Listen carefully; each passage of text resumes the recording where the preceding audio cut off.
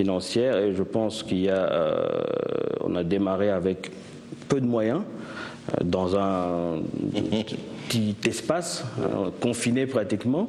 Avec le premier client, on a pu aller vers la banque où on recevait nos financières et grâce à ça, commencer progressivement à grandir et jusqu'à ce qu'on est aujourd'hui parce que les banques voient effectivement qu'on est sérieux, qu'on rembourse nos mériter la confiance des partenaires, des entreprises avec lesquelles vous travaillez.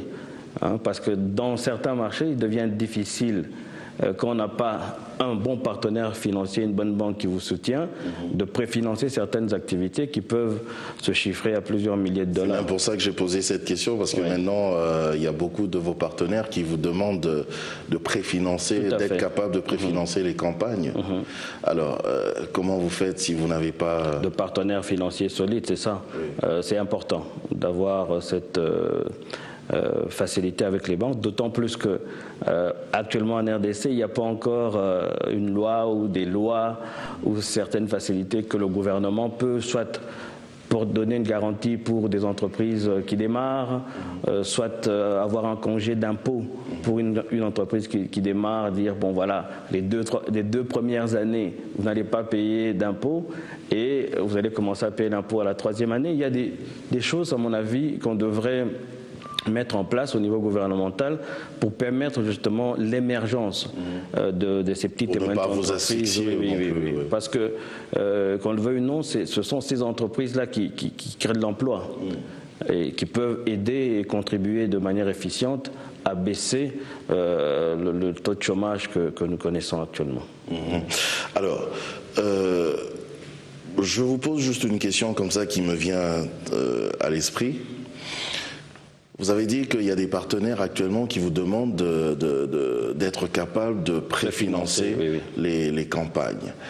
Est-ce logique ou alors ça devrait se passer autrement, c'est-à-dire que le partenaire devait venir avec le budget qu'il faut, d'après les études que vous aurez menées, vous apporter le budget et vous permettre à vous de faire la campagne comme il se doit? Non, c'est une pratique qui est courante dans le secteur de la communication. Et, le préfinancement? Le préfinancement, et surtout si on commence à jouer dans... Pourquoi le préfinancement? Parce que peut-être qu'on croit ça plus dépend en vous. des activités. Et je pense aussi, ça vient avec la confiance. Si on a un client qui est crédible au niveau de la banque, ça permet de faire ce genre de gymnastique. Ça permet d'aller préfinancer. Mais dans certains cas, il y a des montants, évidemment, on n'est pas Crésus, on n'a pas une manne dans l'entreprise. Donc, il y a des actions au-delà d'un certain montant où il y a quand même 50% qui doit être versé. Il y a des ententes comme ça qui sont faites. On ne peut pas aller préfinancer $1 million, par exemple. Ça, c'est vous qui proposez aux clients? Oui, évidemment, c'est dans le contrat. Il faut le mettre dans le contrat. On a des partenaires aussi au niveau des fournisseurs comme les chaînes de télé ou des imprimeurs avec qui on travaille et qui comprennent ça parce qu'eux aussi ont besoin de marché. Donc il y a des facilités comme ça qui sont offertes aussi auprès de certains fournisseurs. Quand on reçoit le paiement, on les paye, où il y a des paiements aux 30 jours, aux 60 jours, dépendamment de la relation qui a été établie. Justement, avant même de passer à l'aspect magazine, vous organisez, vous êtes dans l'événementiel aussi, Optimum, l'agence. Quand vous créez des événements, qu'est-ce que l'agence gagne après? Parce que très souvent, on remarque que, et corrigez-moi si ce n'est pas le cas, mais en tout cas, on remarque que Monsieur Mpambia, on dirait qu'il sort vraiment de sa poche pour que les événements réussissent. Ça dépend. Il y a certains événements qui sont des événements que je crée moi-même ou que je crée pour un client X. Dans ce cas-là, il faut faire la part des choses. Quand on crée un événement pour un des clients, c'est un événement qui est financé totalement. Mais si on sort un nouveau concept qui n'a jamais été réalisé auparavant, on prend un risque. Tel que si le Congo m'était chanté. Si le Congo m'était chanté, on a pris un risque et on a perdu quelques plumes au départ. Et progressivement maintenant... La première édition Praise avec Akilimali. Akilimali. Donc ce sont un entrepreneur, c'est quelqu'un qui prend des risques. Si on n'a pas cette propension au risque, ça ne sert à rien de se lancer dans l'entrepreneuriat parce que ça vient avec ça. Et parfois le profit est inversement proportionnel au risque. Vous voulez nous dire, Monsieur Mpambia, que quand j'ai un projet, j'ai un concept, ça peut ou ne pas réussir? Oui. Ça peut ne pas réussir. Donc je dois avoir le courage quand même de le lancer. De le lancer, mais il est indispensable quand même de voir quel est le public cible qu'on vise. Est-ce que ce public peut, à lui seul ou avec des partenaires, générer assez de revenus pour permettre une pérennité ou une viabilité du projet? Il faut prendre des risques calculés et mesurés. C'est ça, on ne peut pas se lancer dans le vide comme ça sans avoir au préalable fait un calcul. Ce serait un suicide sinon. Avant de passer à l'aspect magazine, moi je vais proposer à tous les téléspectateurs de regarder justement cette image, cet élément que vous avez pu travailler bien sûr à l'agence Optimum, qui explique un tout petit peu brièvement ce qu'est l'agence Optimum. On va regarder ça.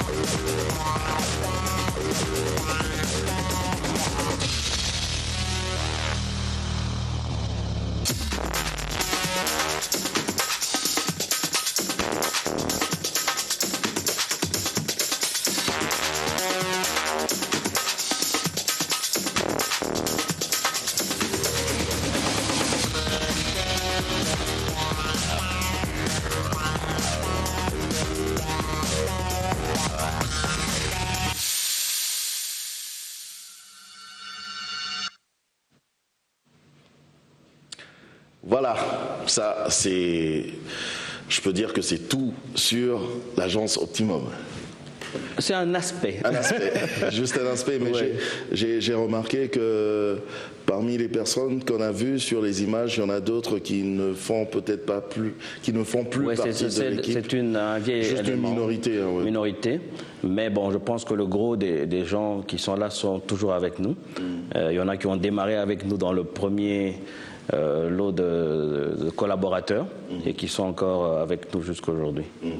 Juste pour terminer, question de curiosité, on ne la pose pas comme ça tout haut, mais moi je vais le dire aujourd'hui. Quelles sont les relations vraiment que vous entretenez avec votre associée, Madame Alice? Bon, c'est une amie. Au fil des ans, on est devenu vraiment... Professionnellement parlant. Professionnellement parlant, c'est une personne qui comprend exactement la vision, où est-ce qu'on veut aller. On partage beaucoup de valeurs communes, notamment la rigueur dans le travail, le respect des collaborateurs, le respect des clients, le respect des échéances, ce qui est important dans notre métier.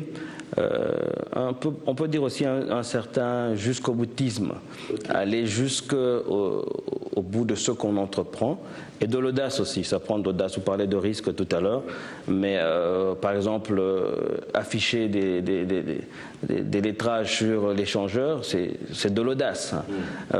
Lancer, par exemple, une campagne globale avec des clients comme Orange en mettant des cubes dans toutes les villes et le faire dans les délais, c'est de l'audace.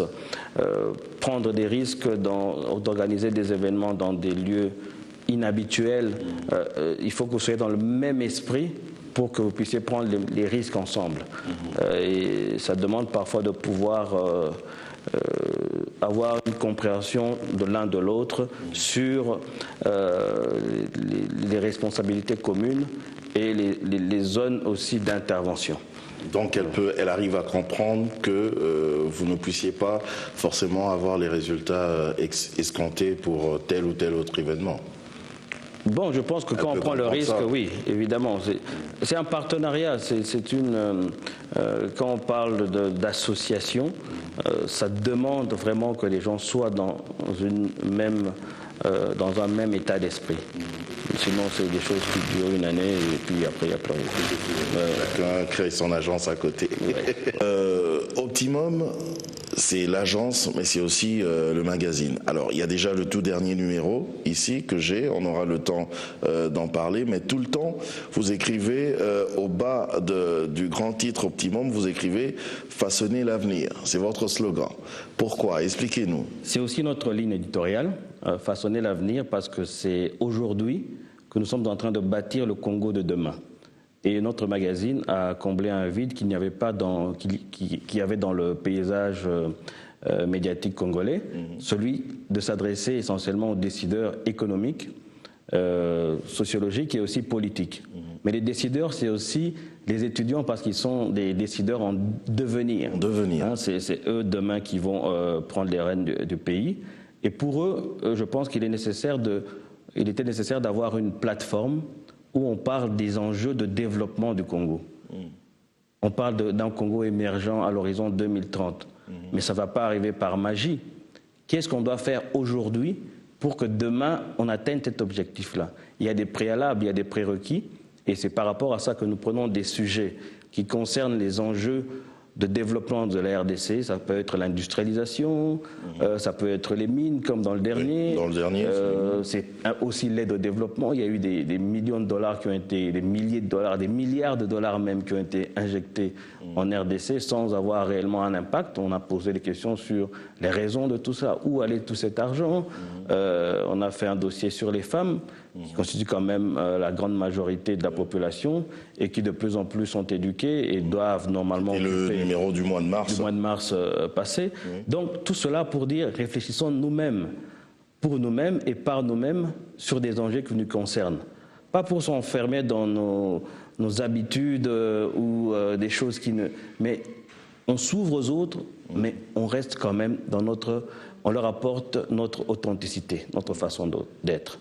C'est un peu ça notre ligne éditoriale que vous retrouvez dans Façonner l'avenir. Façonner l'avenir. Et ça demande à comprendre les enjeux aujourd'hui. Je crois que ça se marie aussi un tout petit peu avec le titre Optimum. Optimum. Alors, justement, en parlant de ces numéros, parce que vous avez parlé d'ailleurs de quelques numéros, oui. On a remarqué, justement, c'est vrai, c'est un magazine qui s'adresse à l'élite, aux décideurs. Tout à fait. Et même aux décideurs en devenir. Vous avez parlé des étudiants. Donc, forcément, il faut aussi essayer de trouver des solutions. Est-ce que c'est ça qui vous pousse aussi à avoir des titres qui fâchent, on peut le dire comme ça, des titres qui provoquent, hein, genre quel est le code de déverrouillage, qui contrôle qui, que veulent les femmes, et ici par exemple le tout dernier numéro c'est qu'est-ce qui mine les mines. Je préfère des titres qui font réfléchir. Et on le voit même sur vos panneaux. Qui peuvent déranger mais qui poussent aussi à réfléchir, mais qu'est-ce qu'on veut dire par là, et qui vont pousser les gens à aller lire le magazine et voir ce de quoi on parle. Mais regardez toujours... Des titres qui provoquent aussi quand même. Mais ils sont toujours en relation... L'environnement politico-économico-social. Mais évidemment, il y a des interprétations qui peuvent se faire. Oui. Mais généralement, quand les gens vont lire mes éditoriaux, parce que je les signe moi-même, si on prend par exemple un numéro comme celui « Quel est le code de déverrouillage ?», dans le titre de mon éditorial, je parle de rouage, verrouillage et déverrouillage. Oui. C'est-à-dire qu'on a un pays qui était parmi les premiers pays industriels en Afrique. Déjà dans les années 50, on produisait du savon, des roues de vélo. Ici, on importait très peu de choses. Et puis, il y a eu un déclin dans les années 70 avec la zérénisation, et que maintenant, on est en train de vouloir redémarrer. Donc, quel est le code de déverrouillage pour déverrouiller un peu ces verrous qui ont été la zaréanisation, qui ont été les différentes guerres qui ont retardé un peu, qui ont retardé, même bloqué ou freiné le développement industriel du pays. Juste une parenthèse, pendant que vous êtes en train de réfléchir, pensez-vous vraiment que la zaréanisation avait bloqué beaucoup de choses? Tout à fait, parce que c'était pas une mauvaise idée. Parce qu'on est en train encore de reparler maintenant de ce qu'on appelle quand vous dites... le local content, c'est-à-dire comment est-ce que les autochtones, les Congolais peuvent aussi se réapproprier la machine économique du pays. Oui, vous avez parlé de façonner l'avenir. Tout à fait, mais c'était fait, on n'avait peut-être pas respecté les étapes et on avait attribué certaines largesses, on a fait certaines largesses à des personnes qui n'étaient pas prêtes à ce moment-là à prendre cela. On n'avait pas mis aussi les balises pour le faire. C'est des choses qui doivent arriver, hein, parce que quand je parle de façonner l'avenir, il y a aussi pour nous une chose importante, c'est que l'économique doit primer sur le politique. Le politique ne doit être là que pour offrir un cadre qui permet aux entrepreneurs de créer des entreprises, qui permet de développer des nouvelles choses, des industries. Dans tous les secteurs du Congo, il y a des besoins de développement d'industrie, de développement d'entreprises. L'État ne doit être là que pour mettre un environnement macroéconomique qui permet le développement de ces choses. Donc cette primeur de l'économique sur le politique, je suis un des défenseurs de cela. Et le fait que les Congolais soient eux-mêmes acteurs de ce développement, je suis partie prenante. Mais il faut bien le faire et le faire selon des étapes. Et je pense qu'il y a une commission qui a été créée justement par rapport à ce qu'on appelle actuellement le local content au niveau de la primature. C'est une bonne chose. Il faut le faire, mais il faut bien le faire. Ah, ouais. Donc, mais là, maintenant, pour revenir à ce numéro, parce que là, on parle des mines, vous pensez que dans ce secteur aussi, il y a à revoir quand même? Vous vous êtes posé tout un tas de questions d'ailleurs. Oui, dans l'éditorial, j'en parle. C'est un secteur qui est un secteur crucial pour le développement économique parce qu'il contribue, je pense, à près de 60% du PIB du pays. Mais l'argent qui rentre ne va pas forcément dans l'amélioration des conditions de vie des Congolais. Donc il y a des choses qui doivent être faites. Le gouvernement... Qu'entendez-vous par l'amélioration des conditions de vie du Congolais? Je vais prendre dans les communautés locales. Oui. Admettons qu'il y a une industrie minière qui s'implante dans un village ou dans une communauté rurale. Il faut que ces gens qui sont autour de cette communauté puissent réellement jouir de l'impact de la venue de cette industrie. Il faut que les fournisseurs congolais qui fournissent des biens et services puissent bénéficier de l'arrivée de cette...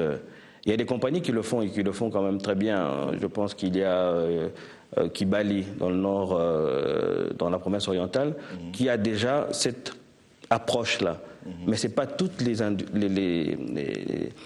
compagnies minières qui sont dans cette optique-là. Donc il y a une contrainte qui doit être faite par le gouvernement pour pouvoir quand même permettre de développer le pays à travers l'industrie minière, qui ne doit pas être la seule industrie minière à être quand même ponctionnée par les services fiscaux. Il y a d'autres secteurs où aussi on doit essayer de développer des choses connexes à l'industrie minière. Mais c'est tout un débat et je peux pas. Ça peut prendre des heures si on discute. Allez-y. Je pense qu'il est indispensable d'appliquer des réformes dans le secteur des mines pour que cette industrie devienne un des maillons forts du développement économique de la RDC. Et à votre avis, qu'est-ce qui mine les mines? Qu'est-ce qui asphyxie les mines?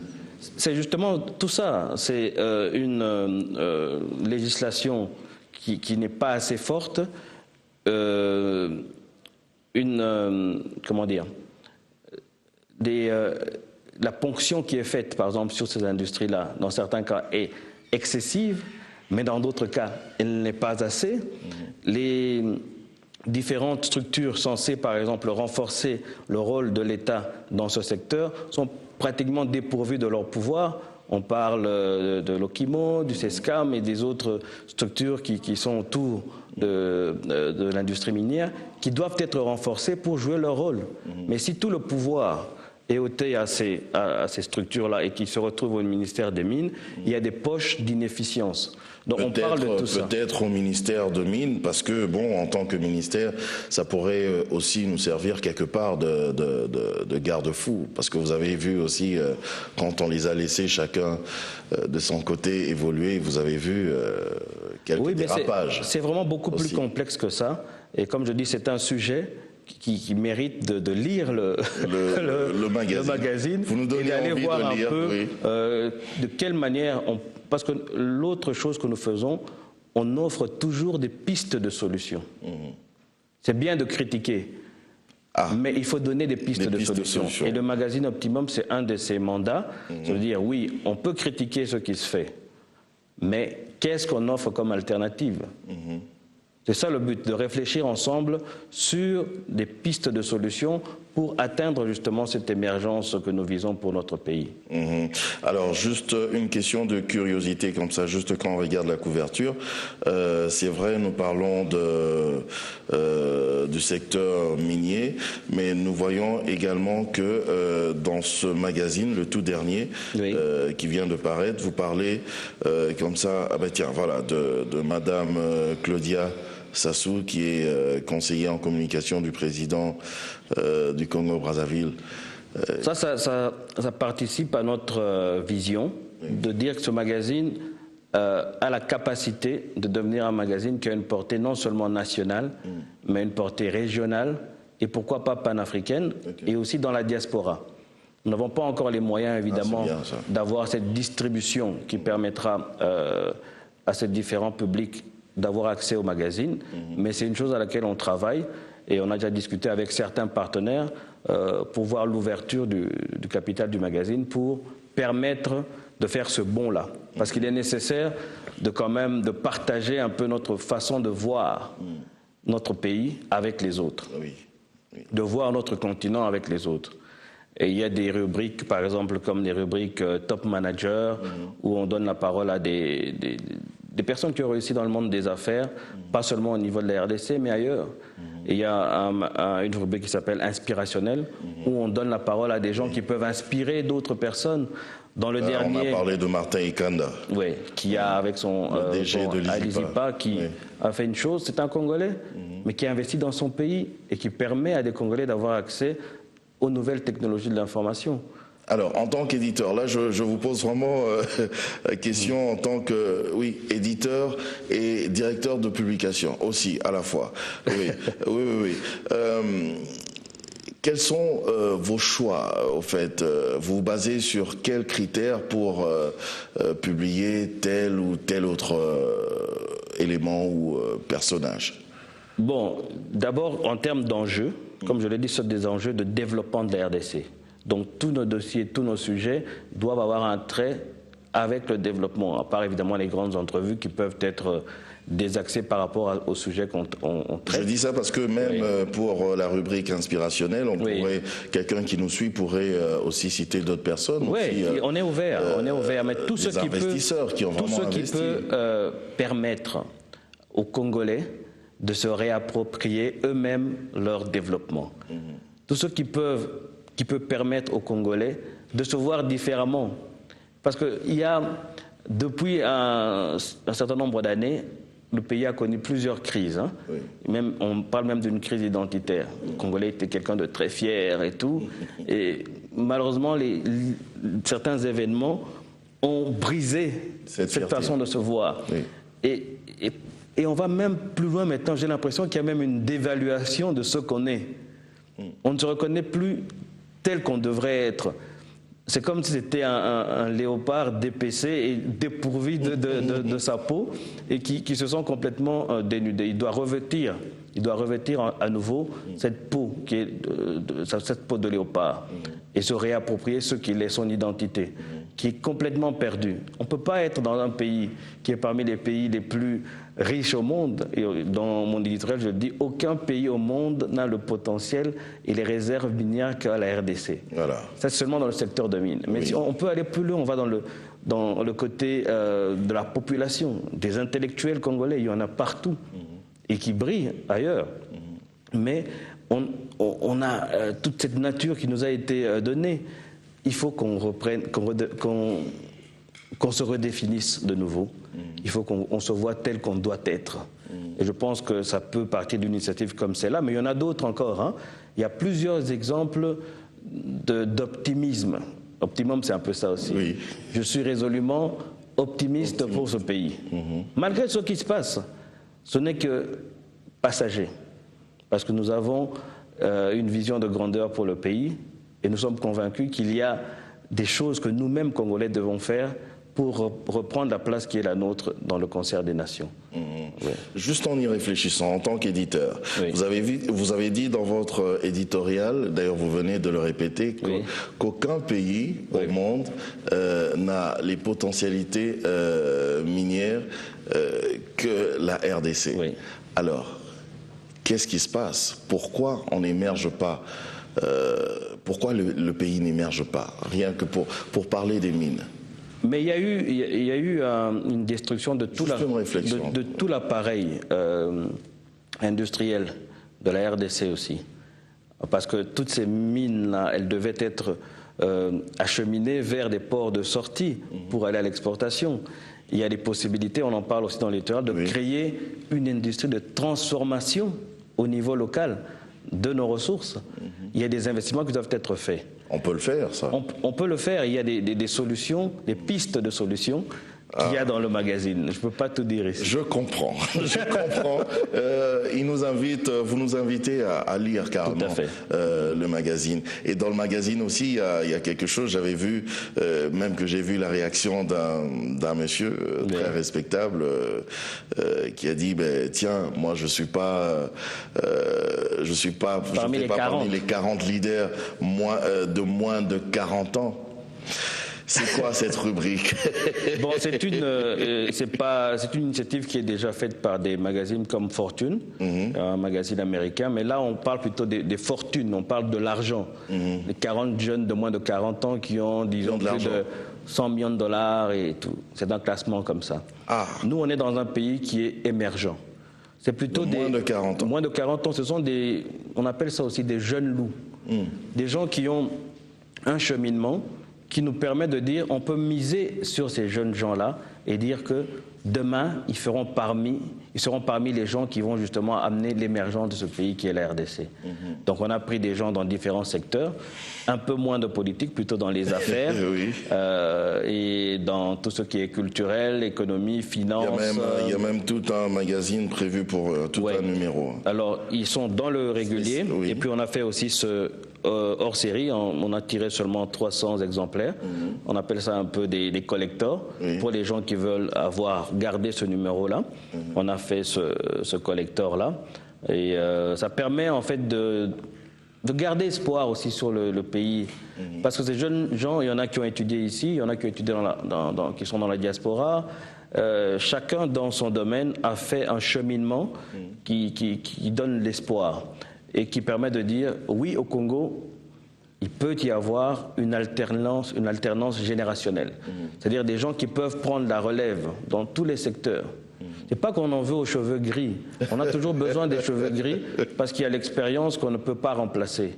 Mais il est nécessaire de se dire en tant que peuple, en tant que nation, que la jeunesse, c'est elle qui permet de garantir l'avenir. Si on ne donne pas la place à nos jeunes aujourd'hui et leur permettre de faire des erreurs, de prendre de l'expérience, on peut se retrouver demain avec une société sans expérience. Oui, une gérontologie en fait, rien que des vieux qui sont là et qui ne veulent pas partir, qui veulent s'éterniser, au lieu de transmettre la connaissance aux plus jeunes, ce qui est nécessaire. On ne rejette pas les aînés. Dans notre culture africaine, les aînés font partie de ceux qui permettent à une société de se régénérer, parce que c'est eux qui ont la connaissance et qui vont la transmettre aux plus jeunes. Mais ils doivent préparer ces jeunes-là. Sinon, on va se retrouver à un certain moment avec un vide. Et c'est ce qu'on doit éviter. Vous avez choisi juste cette catégorie des moins de 40 ans expressement. Vous n'avez pas pensé aussi aux jeunes de 40 à 45 ans, par exemple? Je le dis dans l'autre éditorial, c'est que 40 ans, c'est un cycle. C'est généralement, dans plusieurs religions, dans plusieurs cultures, l'âge où on atteint la maturité. C'est aussi la période où on passe, où on arrive à la fin d'un cycle et au début d'un autre cycle. Okay. On dit souvent, par exemple, que après 40 jours, le deuil se termine parce que l'âme quitte le corps. Donc il y a une nouvelle étape qui arrive. La fin d'un cycle. Oui, la fin d'un cycle. Et c'est la fin d'un cycle, mais le début d'un autre cycle. Normalement, entre 25 et 40 ans, on doit avoir trouvé son chemin, sinon ça devient un peu plus difficile. Oui. La passion que tu as, par exemple, pour le journalisme, tu ne l'as pas eu à 40 ans, tu l'as eu, tu avais peut-être 20 ans. Et c'est à ce moment-là que tu as trouvé ta voie et que tu as commencé à faire tes expériences pour te permettre, dans la quarantaine, d'arriver déjà à un cheminement ou sinon à atteindre un niveau dans ton domaine. Oui. C'est nécessaire. Donc c'est pas une limite qu'on ne peut dire que bon, c'est comme ça, c'est la règle, parce qu'il y a des exceptions à toute règle.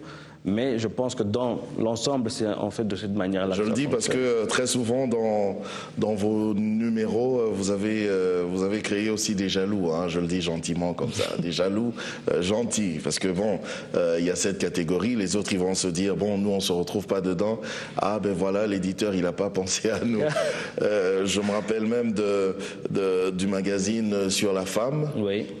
Où certaines femmes ne se sont pas retrouvées, certaines figures ne se sont pas retrouvées dedans, et ben il y a eu des jaloux aussi. Mais parfois on ne pouvait pas plaire à tout le monde. Hein. Parfois on approche des gens qui ne sont pas disponibles, qui sont en déplacement.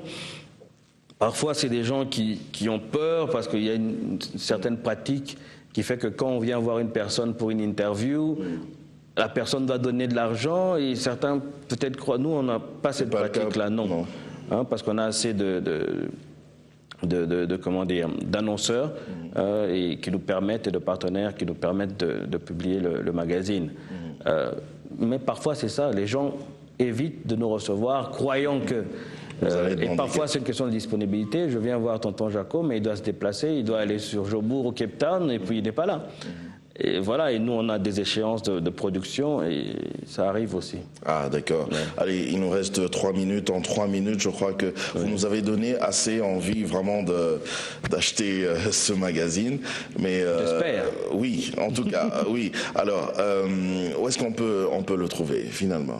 Bon, il y a d'abord tous les supermarchés de la place, Money Shop, Pelouse Store.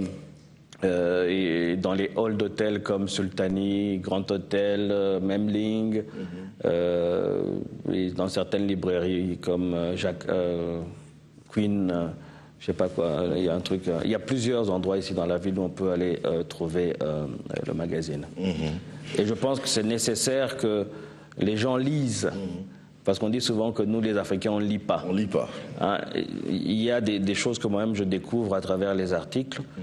Et je pense que ça nous permet d'avoir aussi, de changer parfois notre façon de voir les choses. Parce qu'on peut voir un verre à moitié plein ou à moitié vide. Généralement, nous, on voit le verre à moitié vide. Il y a des choses qui évoluent. Il y a des choses où on doit effectivement faire un effort pour améliorer les conditions de vie des Congolais en général, et que ce ne soit pas seulement l'apanage d'une minorité, mais que ce soit plus une majorité de Congolais qui puissent réellement profiter des richesses de notre pays. Alors, s'il faut dire quelque chose maintenant là, à tous ceux qui nous ont suivis à travers le monde, vous diriez quoi ? Ne perdons pas espoir en la RDC et soyons nous-mêmes parmi ceux qui plantent une graine pour que demain on ait un champ florissant. En tout cas. Ne soyons pas parmi ceux qui détruisent le peu qui est fait. En tout cas. Monsieur Mpambia, merci. Merci à vous, tonton Jacob. Je vous rappelle, mesdames, messieurs, que nous avons reçu monsieur Didier Mpambia Moussanga, qui est le directeur général de l'agence Optimum et aussi éditeur et directeur de publication du magazine Optimum. Donc, allez-y dans des endroits, est-ce qu'on a des kiosques ici? Oui, allez-y dans des kiosques, allez-y dans des boutiques et vous allez pouvoir acheter justement le tout dernier numéro Optimum qui parle justement du secteur minier. Merci de nous avoir suivis. On va se retrouver la prochaine fois pour un autre numéro de Sur le plateau. Au revoir.